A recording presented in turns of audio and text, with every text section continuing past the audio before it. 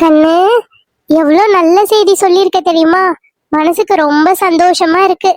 எங்க குடும்பத்தோட வாரிசு பிறக்க போகுது. ரொம்ப ரொம்ப சந்தோஷமா. சாண்டிமா, இதுக்கப்புறம் உனக்கு என்ன வேணுமோ எல்லாமே கேளு. இந்த அத்தை உனக்கு வாங்கி தரேன். வீட்லயே இருக்க உனக்கு போர் அடிச்சிச்சுன்னா சொல்லு, உன்னை எங்கன்னா வெளியில கூட்டிட்டு போயிட்டு வரேன். சரியா? எதுக்குமே ஸ்ட்ரெஸ் ஆகாத, ரிலாக்ஸா இரு, ஹெல்த்தை நல்லா பாத்துக்க. சரிங்க அத்தை. சாண்டி, அந்த ஃப்ரூட்ஸ் எல்லாம் சாப்பிட்டியா? ஏய், என்ன நீ இன்னும் எல்லாமே அப்படியே வச்சிட்டு இருக்க? எப்பதான் சாப்பிட்டு முடிப்ப?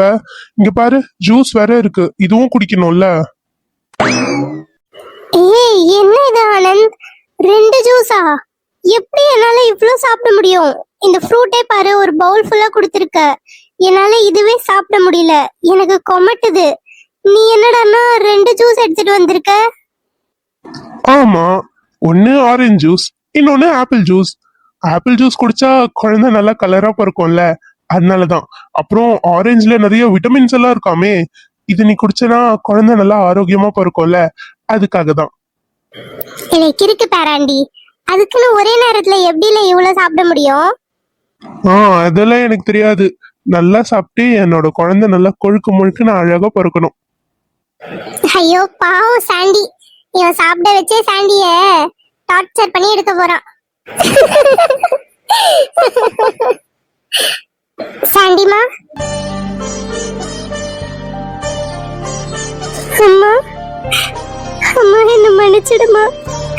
உன்கிட்ட சொல்லாம உன்னை கேட்காம நான் கல்யாணம் பண்ணிக்கிட்டேன். மன்னிச்சிடுமா, என்கிட்ட பேசுமா. சாண்டிமா, சாண்டிமா அழாதம்மா. ஏமா அழுற? அழாத. அம்மாவை மன்னிச்சிடுமா. இவ்வளவு நாள் ஏதோ கோவத்துல பேசாம இருந்துட்டேன். ஆனா இப்பதான் கவி சொன்னா நீ மாசமா இருக்கன்னு. மனசு கேட்கல, அதான் நான் கிளம்பி வந்துட்டேன் உன்னை பாக்குறதுக்காக. இவ்வளவு நாள் உங்ககிட்ட பேசாம எனக்கும் ரொம்ப கஷ்டமா தான் இருந்தது. உண்மையை சொல்லணும்னா நானே பாத்திருந்தா கூட இந்த அளவுக்கு அன்பான குடும்பம் உனக்கு கிடைச்சிருக்காது. ஆனா ரொம்ப ரொம்ப நல்ல பையனை நீ கல்யாணம் பண்ணிருக்க. நம்ம வீட்டுல நம்ம ஷாலு காணாம போயிட்டான உடனே முதல்ல வந்து நின்னது உன்னோட குடும்பம் தான். நீ ரொம்ப நல்ல குடும்பத்தையும் நல்ல பையனையும் தான் தேர்ந்தெடுத்திருக்க. அம்மா இவ்வளவு நாள் கோவத்துல பேசாம விட்டுட்டேன். ஆனா இதுக்கப்புறம் என் பிள்ளை கிட்ட நான் பேசுவேன். அழாதம்மா, பிள்ளை தாச்சு பிள்ளை அழக்கூடாது. இல்லம்மா, இல்ல, இனி நான் அழமாட்டேன். நீதான் வந்துட்டல்ல, இதுக்கப்புறம் நான் அழமாட்டேன். ஆமா, கவி எங்கம்மா? கவி உங்க பெரியம்மாவை பார்க்க ஹாஸ்பிட்டலுக்கு கிளம்புனாமா. நான் உன்னை பார்க்கலாம் நீங்க வந்த. என்ன சம்பந்தி வெளியவே நின்னு பேசிட்டு இருக்கீங்க? உள்ள வாங்க, வந்து உட்காருங்க. ஆமா அத்தை, வாங்க. நான் போய் நான்வெஜ் எடுத்துட்டு வரேன். நீங்க ஃபர்ஸ்ட் டைம் வந்திருக்கீங்க நம்ம வீட்டுக்கு, நானே என் கையால சமைச்சு தரேன். ஐயோ மாப்ள, அதெல்லாம் எதுவும் வேண்டாம். என்னம்மா இப்படி சொல்லிட்ட? முத வந்திருக்கேன் நம்ம வீட்டுக்கு, தடபுடலா சமைச்சிடலாம். இன்னைக்கு நானே என் கையால சமைச்சு தரேன். உங்க 2 பேரும் இப்படி பார்க்க எவ்வளவு சந்தோஷமா இருக்கு தெரியுமா? ரொம்ப நாளா சாண்டி கஷ்டப்பட்டுட்டே இருந்தா, அம்மா கிட்ட பேசலையே, அம்மாவை பார்க்கலையேன்னு. அவ வெளியில சொல்லனா கூட ஒரு பொண்ணோட மனசு இன்னொரு பொண்ணுக்கு தெரியும்ல. நானும் யோசிச்சுட்டே இருந்தேன் எப்படியாவது பேசி கன்வின்ஸ் பண்ணணும்னு. நல்ல வேலை நீங்களே வந்து பேசிட்டீங்க. இவ்வளோ சந்தோஷமான நேரத்துல நம்ம கூட ஷாலுவும் இருந்திருந்தா நல்லா இருந்திருக்கும்லம்மா. ஆமாம்மா, ஷாலு இருந்திருந்தா ரொம்ப சந்தோஷமா இருந்திருக்கும். அவளுக்கு இந்த விஷயம் தெரிஞ்சிருந்தா ரொம்ப சந்தோஷப்பட்டிருப்பா. எனக்கு கவிதா எல்லா விஷயத்தையும் சொன்னா. ஷாலு சித்ராலேகாவோட மறுபிறவினும், அப்புறம் அந்த காஷ்மோரா தான் ஷாலுவை கடத்தி வச்சிருக்கானோ. போன ஜென்ம கதை பத்திலாம் எனக்கு முக்கியம் கிடையாது. போன ஜென்மத்துல அவங்க காதலிச்சாங்களோ என்னமோ. ஆனா இந்த ஜென்மத்துல அவ எங்க வீட்டு பிள்ளை.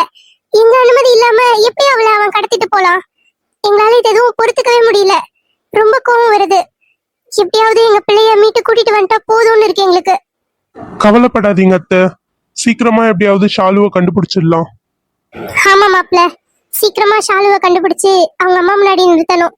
பாவம், அக்காக்கு உடம்பு சரியில்லை, ஹாஸ்பிட்டல்ல தான் இருக்காங்க. பார்க்கவே ரொம்ப கஷ்டமா இருக்கு. ஒரு நாளும் ஒரு காய்ச்சல்னு கூட ஆஸ்பத்திரிக்கு போகாதவங்க இன்னைக்கு ஆஸ்பத்திரியிலே படுத்து கிடக்குறாங்க. எல்லா பிரச்சனையும் சீக்கிரமா சரியாகும் கண்ணு, நீ கவலைப்படாத. எல்லாமே சீக்கிரமா மாறும். கண்டிப்பா சாலுவை கண்டுபிடிச்சிடலாம்.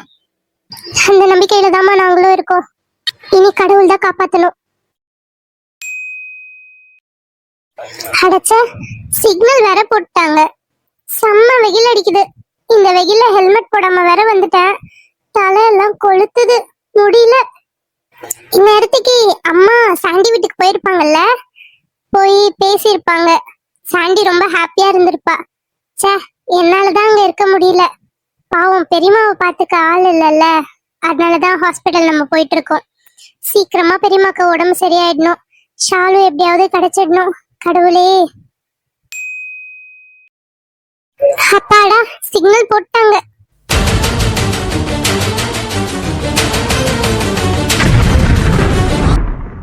ஷாலு, அது அது ஷாலு தானே? அது கன்ஃபார்மா ஷாலு தான். இல்ல இல்ல, நம்ம இப்ப விடக்கூடாது. எப்படியாவது ஃபாலோ பண்ணி போயிட்டு அவ எங்க இருக்கான்னு கண்டுபிடிக்கணும். முடிஞ்சா அவளை எப்படியாவது கூட்டிட்டு வந்துடணும்.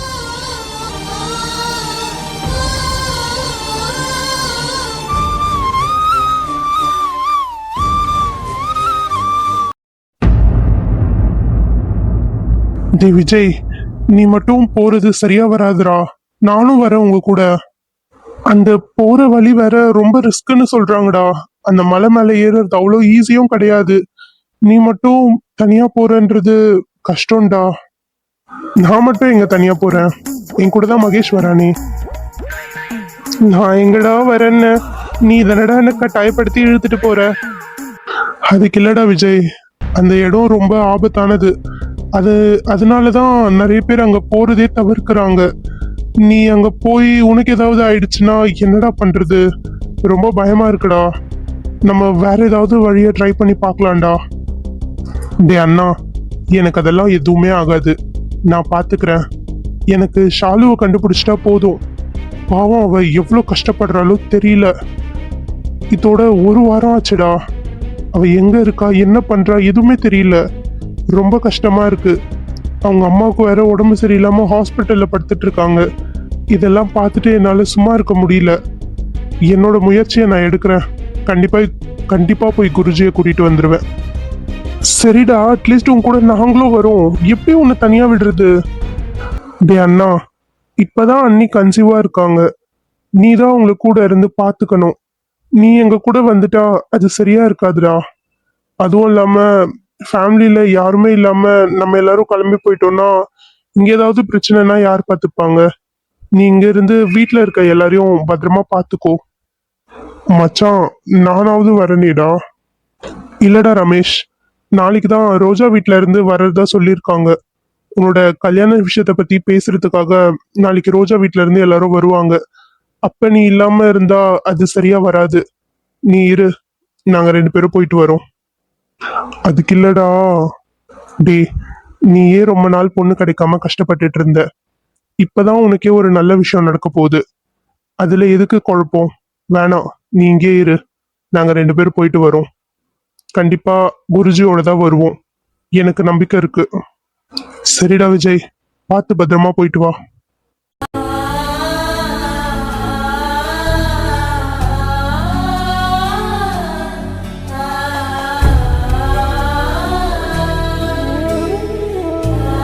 ஷாலு, இன்னைக்கு பார்க்குக்கு போயிருந்தோம்ல, அங்க போயிட்டு வந்து இப்போ உனக்கு மைண்ட் பரவாயில்லையா? இப்ப கொஞ்சம் ரிலாக்ஸா ஃபீல் பண்றியா நீ? ஆமா காஷ்மோரா, இப்ப கொஞ்சம் பரவாயில்ல. அங்க நல்லா இருந்ததுல, நிறைய பேர்ட்ஸ் எல்லாம் வந்திருந்தது. அப்புறம் சின்ன சின்ன குழந்தைங்க எல்லாம் விளையாடிட்டு இருந்தது. அதெல்லாம் பார்த்து மைண்ட் கொஞ்சம் ரிலாக்ஸ் ஆயிடுச்சு. ஓகே ஷாலு, அப்படின்னா இனிமே அடிக்கடிக்கும் நாங்க கூட்டிட்டு போறேன். ஆமா, என்ன பண்ணிட்டு இருக்க நீ? மாவு பேசிஞ்சிட்டு இருக்கேன் ஷாலு, சப்பாத்தி பண்றதுக்கு. என்னது, மாவு பேசிஞ்சிட்டு இருக்கியா? இப்படிதான் பேசுவாங்களா? அது எனக்கு மாவு பிசைஞ்சு பழக்கம் இல்ல, எப்படி பண்ணணும்னு தெரியாது. இப்பதான் யூடியூப் பார்த்து பண்ணிட்டு இருக்கேன். பண்ணிடுவேன். நீ கொஞ்சம் நகரு, நான் பண்ணி தரேன். நீ இதுல அதிகமா தண்ணி சேர்த்துட்டு இருக்க காஷ்மோரா, அதனாலதான் இது இவ்வளவு ஸ்டிக்கியா இருக்கு. எப்பயுமே சப்பாத்தி பிசைறப்ப மாவுல தண்ணி ரொம்ப சேர்க்க கூடாது, கரெக்டான அளவுல சேர்க்கணும். இல்ல இன்னும் கொஞ்சம் மாவு போட்டு பிசைஞ்சா சரியா போயிடும். வாவ், பரவாயில்லையே ஷாலு, உனக்கு சமைக்கலாம் தெரிஞ்சிருக்கு.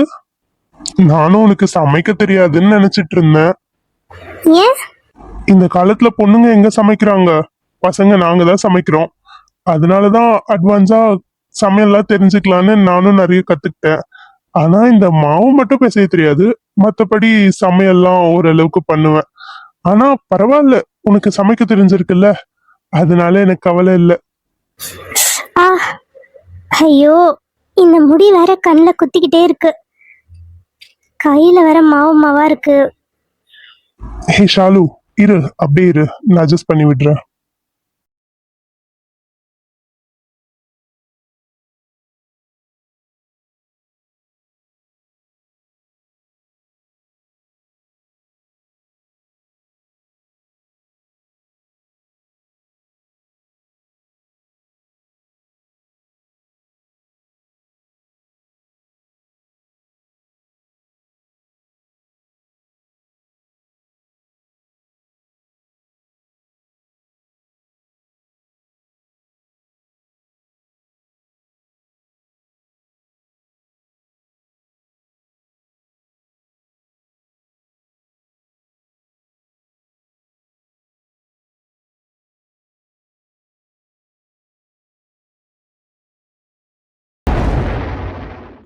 என்னை விடு.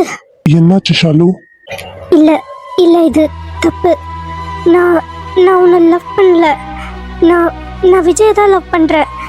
இது இது இது ரொம்ப தப்பு. நான் இங்க இருந்து போறேன். ஷாலு, நீ விஜய லவ் எல்லாம் பண்ணல. அவன் மேல உனக்கு இருக்கிறது ஜஸ்ட் ஒரு அட்ராக்ஷன், அவ்வளவுதான். உனக்காக பிறந்தவன் நான் தான். ஜென்ம ஜென்மமா உனக்காக காத்துட்டு இருக்கிறது நான் தான். நம்ம ரெண்டு பேரோடது தான் உண்மையான காதல். நீயும் என்ன காதலிக்க ஆரம்பிச்சிட்ட, ஆனா அதை நீ ஒத்துக்க மாட்ற. உன் மனசுக்குள்ள நான் எப்பவோ வந்துட்டேன், ஆனா அதை ஏன் நீ புரிஞ்சுக்கவே மாட்ற? உன்னையும் மீறி நீ என்ன லவ் பண்ணிட்ட, ஆனா அதை நீ ஒத்துக்க மாட்ற. ஏன்னா அதுக்கு தடையா இருக்கிறது விஜய் தான். கண்டிப்பா ஒரு நாள் அந்த தடையும் உடைச்சு நீ உன் காதலை என்கிட்ட சொல்லுவ. அப்படியெல்லாம் எதுவும் இல்லை. நீயா ஏதாவது கற்பனை பண்ணிக்காத.